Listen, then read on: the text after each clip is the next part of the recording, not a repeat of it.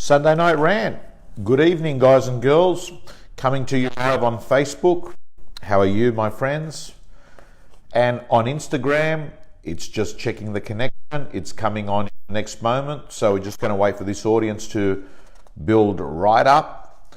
And here we come. People coming on. Hello.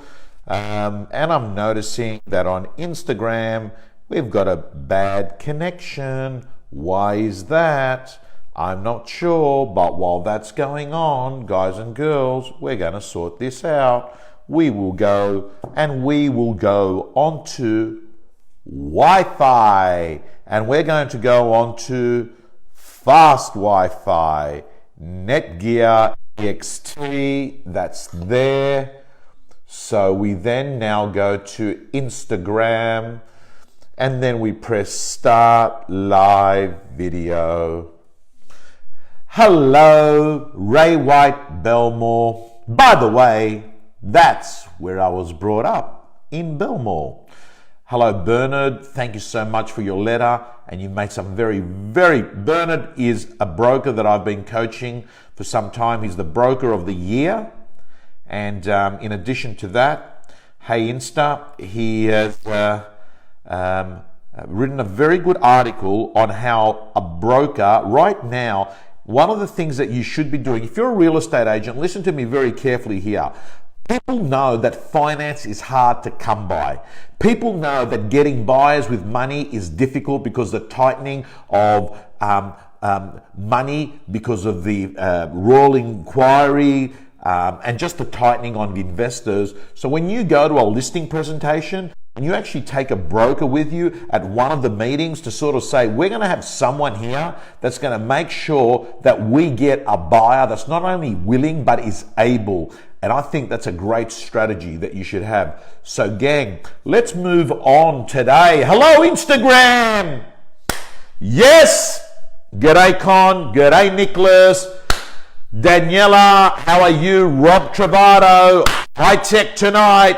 Gang, I'm pumped and excited. And I have to say to you that I'm going to tell you that I was driving. So last week, this is where I went. I went Sydney, Brisbane, Ipswich, Gympie.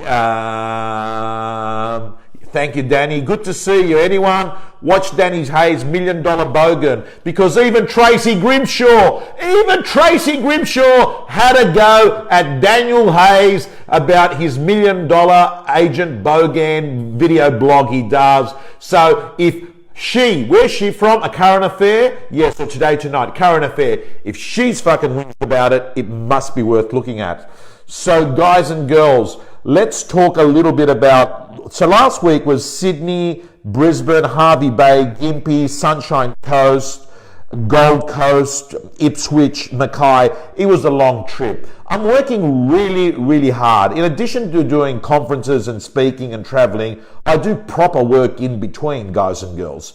So, why am I doing all of this? Yes, partly I like it. Partly is because I think it's the best way for me to cope at the moment. I think when I've got too much spare time on my hands, my head recreates the last 4 or 5 weeks with my brother, and that seems to get me sadder than what I normally is as a baseline at the moment. So what I find is by staying busy, it's difficult to actually recreate problems in your head when you're actually trying to solve other problems. Yes, it's probably a band-aid solution, but people do what they've got to do to get through what they've got to get through. So guys and girls, I'm going to tell you that as I was driving, and that's where this came about, I was driving from Ipswich to Brisbane Airport. One of my colleagues was taking me to the airport to fly to Mackay on Thursday night. And we went past the area where there was a real estate agent called Jared Baden Clay. Now, if you can recall the story, in 2012, he murdered his wife. Jared Baden Clay murdered his wife and was actually part of the police a rescue squad trying to make it look like she disappeared. Subsequently, he got charged and he's in jail. He was a Brisbane real estate agent. Good evening, Steve Georgiakis. Good evening to you all. So what's really interesting about this is when I was listening, and by the way, I'm just so over the moon because I found out. So imagine, that's a sad case. That's a case where the father goes to jail permanently or for the next 30 years, and the wife, Alison Baden-Clay, is murdered. Now, many of you watching this may know of the people we're talking about, may have even worked with them. They were in Brisbane. Now, yes, there's a thumbs down there calling him a ratbag. I'm not actually going to sit here and talk, hello Nick Carr. I'm not here, I'm going to talk to you about his character because I think the courts have decided on what that is.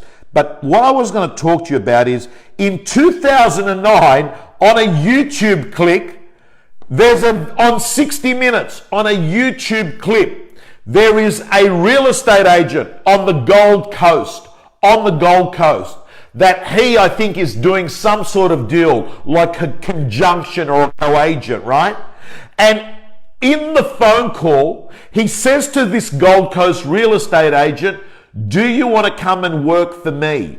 Right? So he's never met this person, right? So, you know, you get that, you get it. You know, obviously this guy's, you know, he's a principal of an office there in Brisbane and he's talking to someone and offers a job, right? You know, so that's one thing. She says no, but get ready for this. She says no. And then he says, oh, well, if you don't want to come and work for me, I've got another job for you. Would you be interested in killing my wife? When I heard that, I thought to myself, is this like some sort of skit? Is this some sort of, you know, prank that the guy has told a real estate agent that he's trying to do some conjunction with? Does she want to go work for him? She says no, right? She's on 60 Minutes. So the actual agent is on 60 Minutes. Then he says to the agent, get ready for this. Hey, Piers, get ready for this. Well, if you don't want to come and work for me, I've got another job for you. Would you be interested in killing my wife? That's in 2009. In 2012, she got murdered. I actually think that that's bizarre. I think it's bizarre that there's one real estate agent speaking to another real estate agent that they've never met, offers them some sort of deal conjunction. That happens. Then they turn around and say, do you want to come with me? No, but I've got another job for you. Are you interested in killing my wife? Like, seriously, would you not have, I mean, to me, I would have thought to myself, fuck, if that happened to me, I think I would have I would have come on social media and said, this guy's just asked me to kill his wife. But anyway, that's got to be one of the most bizarre things of all. Whilst we're talking about bizarre things, let's talk about bizarre things. The first thing I want to be very clear, I want to touch on this subject called weed. I want to touch on this subject called medicinal cannabis. I want to touch on a subject called marijuana. As you may be aware, in various parts of the world, and it's running through all of the USA, in many states of the USA, cannabis now is legal. Medicinal cannabis, about 2 years in Australia for certain patients, which it's very, very hard to get. So that's why most cancer patients are doing it all illegally. So it's becoming less illegal. Let's use that term. But what I can't understand is how on earth a doctor, a GP, can write out prescriptions for things like oxytocin, all these addictive drugs that have the same withdrawal symptoms that you would have with heroin. They are happy to prescribe those medications. They're happy to prescribe Valium, Stilnox. But I am perplexed how they cannot prescribe to people with a terminal illness that there is empirical evidence, black and white. And I'm telling you, as someone that has been a cancer patient, I will tell you, I have been the subject and the scientist. Number one, gets rid of nausea and vomiting, gets rid of pain, gives you an appetite, helps you sleep, right? This is a plan. And not only that, I've gone off and I've researched I cannot find anything on Google that actually says that there has been one death ever on the planet via cannabis. Now, let's be very clear. What there's clear research is, if you are under 18 and you're doing bongs or joints, your brain is going to end up being pretty shit because it is developing. So that is an absolute no-no. What the research also shows, if you have a predisposition towards a mental illness, it's in the family, stay away. You might be actually starting to see things, delusional, paranoia, signs of mental illness.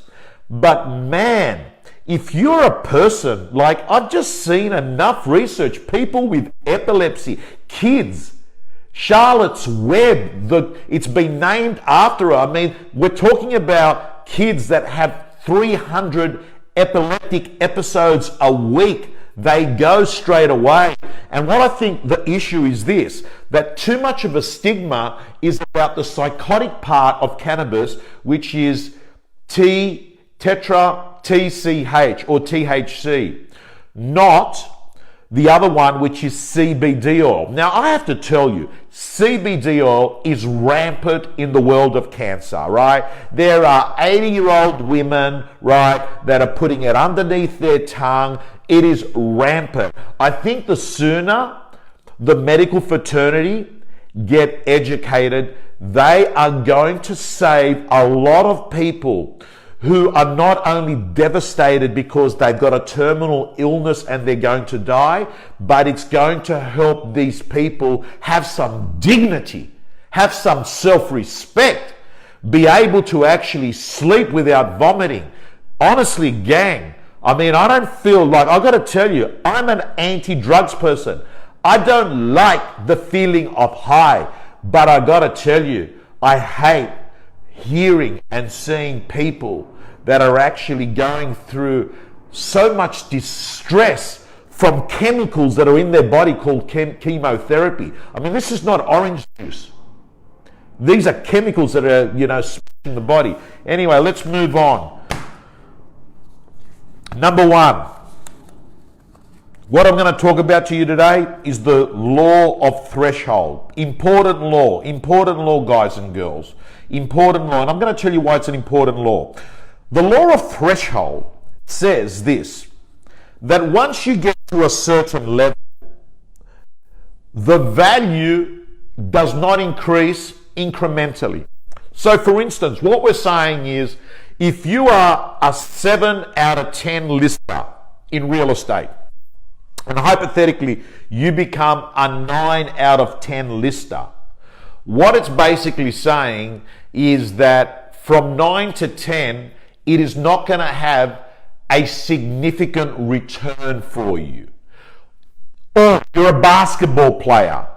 Once you're at 6'1", whether you're 6'8" or 6'5", it's not going to make a huge difference. Or work. If you're working 55 hours, whether you go to 60 hours, it's not going to make a heap of a difference. And the reason is because of this law of diminishing returns. And why this is important is that I think sometimes people can become myopic and obsessive, worrying about that final little 1%. Whereas in fact the research, and there's some really great research, a really good book I'd recommend you all to read is Outliers by Malcolm Gladwell, where he talks about once you get to a certain level, improving your skill is not going to actually give you big returns. So what other things will matter are things like your social skills, your connections, people that you actually know, let me just think of, your willingness. So there's all these other factors which brought me up to think about luck. And I'd be really interested, to find out, do people think that luck is a contributor to success? And I thought really long and hard about it. And I got to say, hello, Nikki Riggers. I thought long and hard about it. And I have to say, yes, it does play a role. Because what happens, like for instance, you get a job working for two people. Your first two bosses are really rotten people, right? Not nice guys or girls, right? So you end up working for bad people, right? And then what actually happens is, so that's one employer and then a second employer, and you work out. And let's assume you've got all the other things that are going for, like you're hungry, hardworking, you're committed, you're passionate, but you get a run of two bad employers. I know plenty of people that have turned around and actually said, I'm going to treat this as a dead end. It's not working out for me. And what had happened is where they started working was not the right person. Well, other things, like seriously, luck. I mean, you got to admit, we're already lucky. Like if you're born in Australia or New Zealand, UK, right, that's probably better than being born in Syria at the moment. So, gang, I do think that luck is a contributor. But I think what great people do is it's not what happens to them, it's what they do about what happens to them. Remember that. I want to move on to the second rule that I came out of that book Outliers reading, and that was the 10,000 hour rule. And I actually broke it down and I worked out the 10,000 hour rule. Let me just move up some of these comments there on Insta. By the way, please tag someone, share that video. When people tag or share at the end of the video, go and have a look. And if you don't know how to do it, there's a button on the left-hand side of your phone. If you press that share button, and I've got to tell you, you probably notice I'm a little bit better behaved with the language I use, so don't be embarrassed. I'm not going to upset anyone and make them cry. Anyway, so the 10,000 hour rule basically says that it will take you 10,000 hours to actually master something, and that's why I always use the term, hey, and there's Althea Aquino's husband, Mr. Murray, who I met for the first time. Big shout out to you on the Sunday night rant. Saw him at an auction yesterday. But getting back to this, the 10,000 hour rule says it's going to take you 10,000 hours to master something. So if you think about it, every winner was once a beginner, okay? Number one. And you should never compare your chapter 1 to someone's chapter 10. Now, I did a quick calculation. I thought to myself, so what's 10,000 hours? 10,000 hours works out to being about 40 hours a week over 5 years if you're working 48 weeks a year. So essentially what we're saying is it can take you up to 5 years to actually master something. And that's why, guys and girls, I do think that some children have got an advantage over other children. For instance, if you got parents that have got the ability to pay for high-level tennis tuition fees from the age of 10 to the age of 15, there's a higher possibility that people that have got access to these funds are going to end up becoming a better tennis player, right? Because they get these 5 years of this tuition that's been able to be supported by parents that are wealthy. And, sometimes I've got to be really careful about saying stuff because it comes across as being politically incorrect. But politically incorrect and the truth sometimes can both exist. But what was I going to say that might affect that? Okay, so a really interesting thing. So if you Google this, African American people, right, under 12 are considered to be one of the worst swimmers. The group of people that are the worst swimmers in the world. So you can Google that. That's a fact. I think Swim USA has actually researched that 70%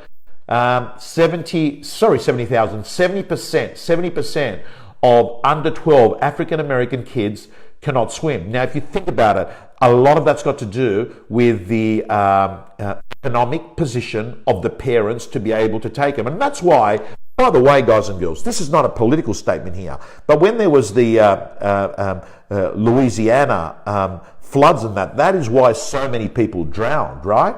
Anyway, let's move on to the thing that I wanted to say to you, and that is that please, guys and girls, understand this 10,000 hour rule. That's basically 5 years working 40 hours a week. It's going to take you to actually master something. Let's move on to the next point on the Sunday night rant, and that is, my friends, is I'm going to give you three things, guys and girls, that are going to help take your listing presentation in real estate from a 7 out of 10 to a 9.5 out of 10. Here are three things that are going to help you have an unstoppable, irresistible listing presentation. Number one, listen to me. We are so fortunate.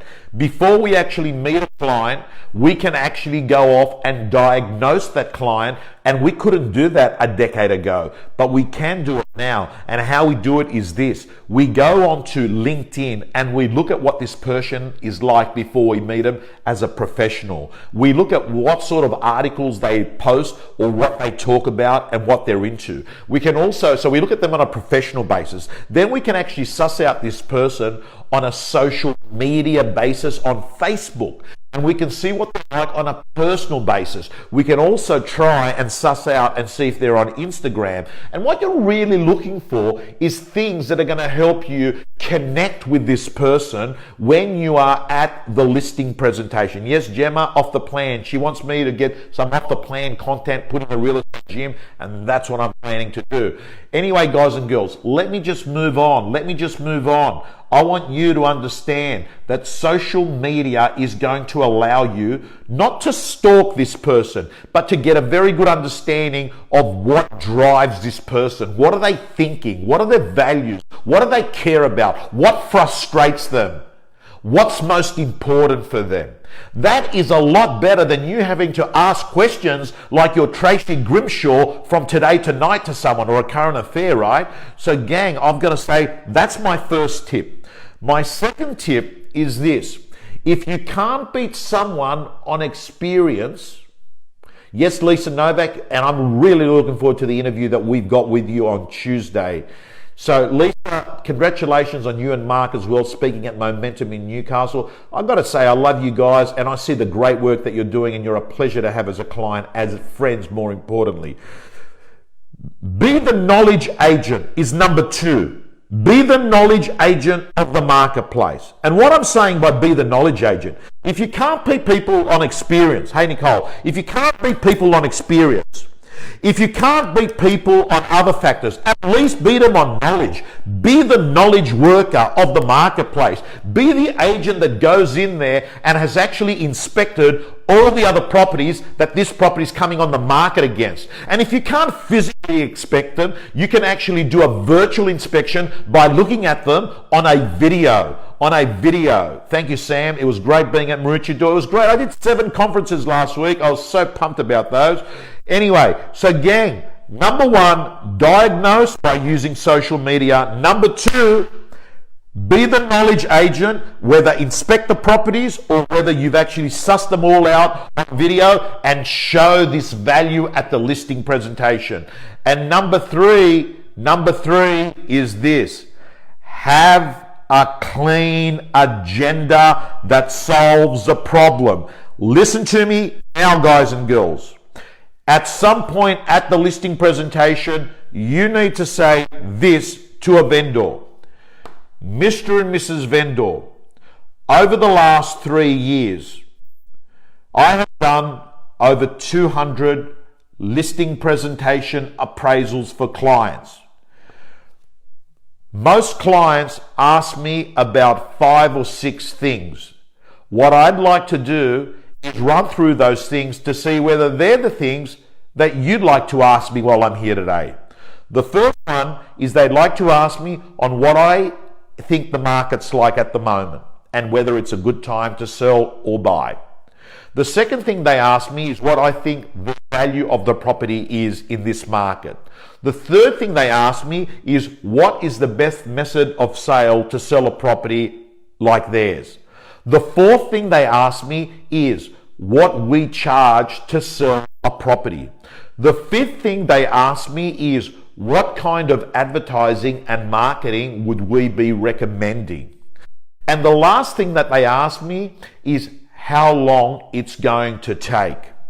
Of course, if they're coming onto the market, they also want to know why they picked me and why my offers.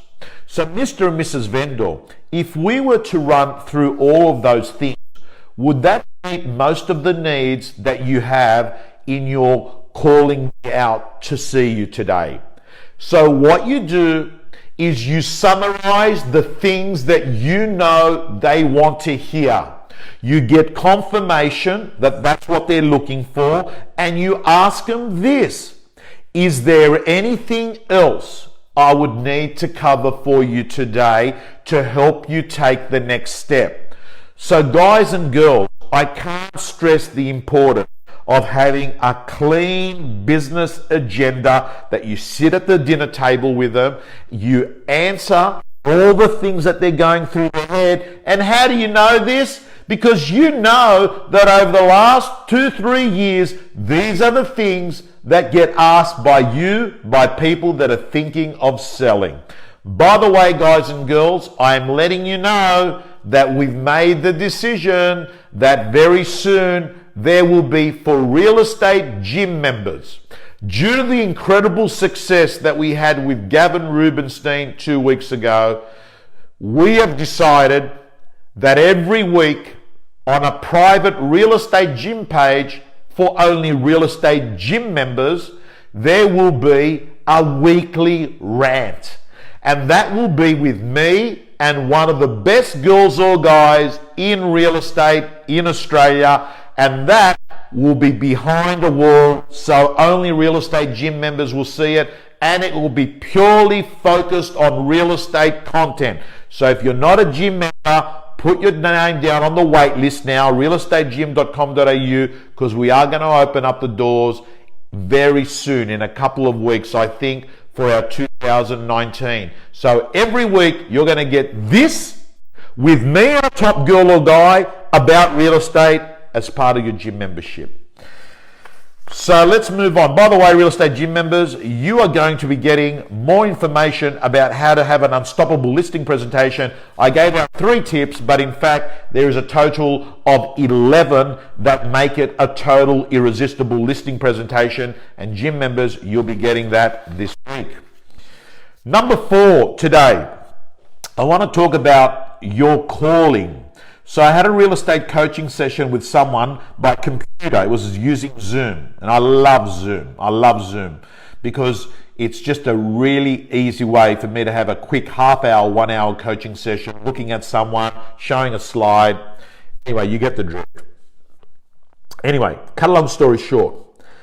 The person said to me, I think what I'm doing at the moment is I'm meditating and I'm trying to work out what my exact calling is.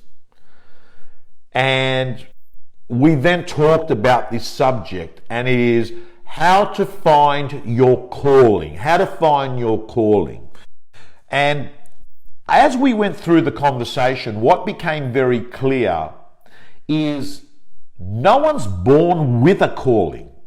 No one's actually born with something. Like, think about it. There's 8 billion people on the planet. Do you seriously think 8 billion people come onto the planet with just one single unique calling that no one else can have that calling? Do you seriously think that your aim in your life is to find out the one single thing that you have been brought onto the planet to do? Or is there a possibility?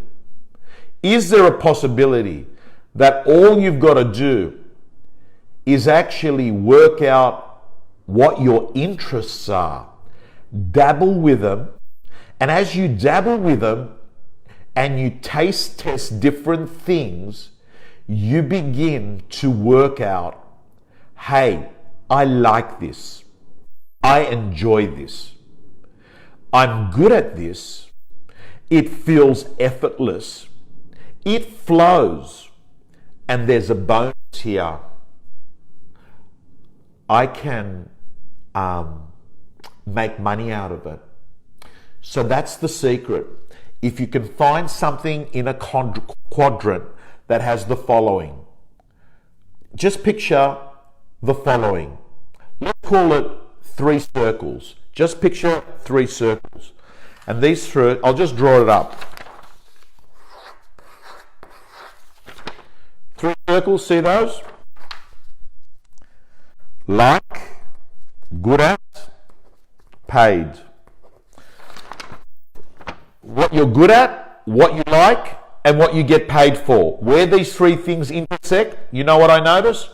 You've got something that's got good, that's got flow, that's got passion, that's got energy. So gang, what I'm going to say to you is keep trying. If things aren't exciting you at the moment in life, keep trying. So let's move on to the next thing before we finish off tonight, and that is traditional marketing versus new marketing. Because I feel like people are either, hey, man, all this tech bullshit doesn't work, emails don't work, I'm more about picking up the phone, and there's another group of people that are saying, she's a dinosaur or he's a dinosaur. So I gave it a bit of thought, and I think that the right answer is the blended approach. And I've actually termed it real estate hybrid marketing. And that is that old school that still works here. On the phone, that works. Door knocking cold, like a vacuum salesperson that used to work for Hoover, that doesn't work. But a trusted advisor door knock that's saying to people, hey, I'm doing an appraisal for a house down the road tomorrow at 11 o'clock. While I'm doing that, would you like me to prepare you a report? Because I'm going to that effort anyway. Hey, that's a trusted advisor door knock, that works. So see the difference? One is the old 80s style, hush hush with commission breath. I want to sell you encyclopedias. I want to sell you vacuum. What are they doing? ABC. Always be closing. What's the new model? ABE. Always be educating. Always be educating your marketplace. Now, let's talk about the marketplace, because I believe that yes, there is this farm area, but I also believe that there is now a digital farm area, right? There's a digital farm area, and that digital farm area can be really well targeted using, social media tools, particularly, and I particularly love Facebook, right? Because Facebook allows you to actually hit people by age, by geography, and actually see very clear results. I'm sure the other platforms are going to get better with it as time goes by. Other things that are old school, traditional, yellow pages, I think that's out the window, right? Print. What do I think about that? Having known that I actually was a previous employee of News Corporation, and let me be very clear, News Corp owns most of realestate.com. I want everyone to understand that. And whilst I don't have an employee relationship, I do have a contract and I do certain works for them.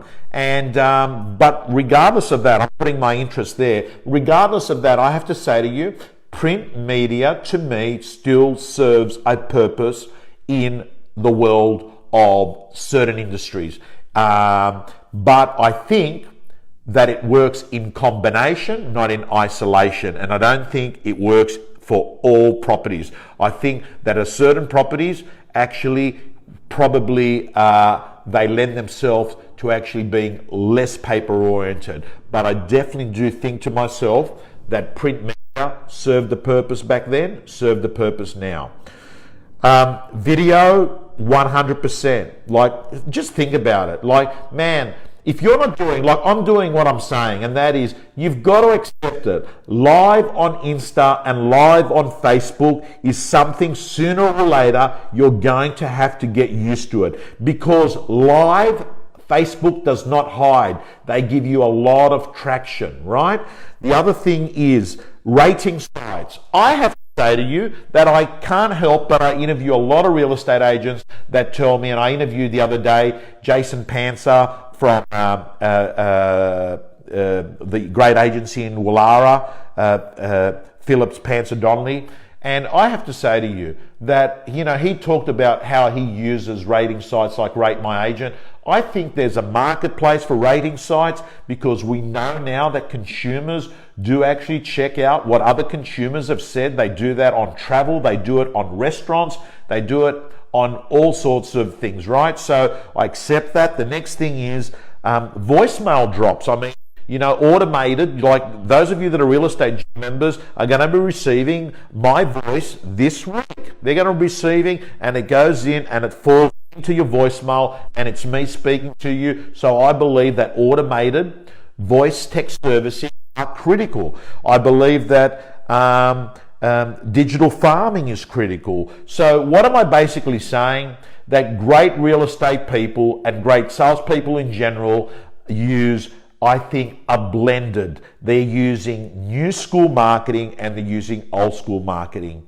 Guys and girls, I want to thank you so much again for your attention and joining me on Sunday Night Rant. I'm hoping that, one of the things the Sunday Night Rant does is also encourage you to actually go out there and work on your tribe. You want to get a tribe that's got your vibe. I have to say, we've been working on this for a long period of time to get the permission to have a relationship with an audience on an ongoing basis. I'm pleased to let you know that it's a strategy that, serves our business. It serves me. It's a touch point. How can I touch 10, 15,000 people a week better than actually setting up my equipment, coming into the studio for half an hour and actually, spending time to create content. Guys and girls, on that point, I'm going to leave you, and never ever forget, the comeback is always bigger than the setback. Go strong.